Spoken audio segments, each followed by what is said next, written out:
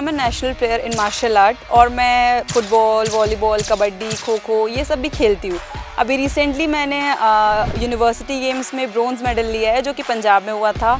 इससे पहले खेलो इंडिया हुआ था नेशनल दामन में, उसमें मैंने गोल्ड मेडल लिया है।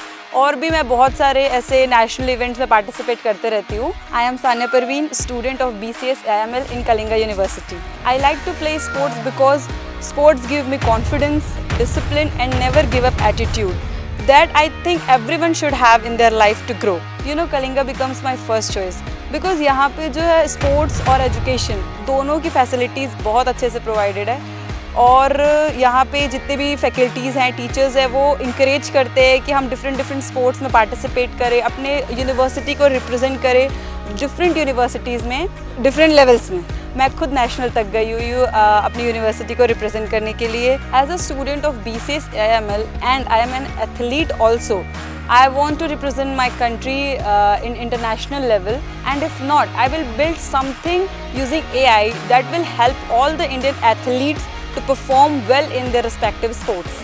If you are looking for a place where both sports and education are present, then I highly recommend to join Kalinga University.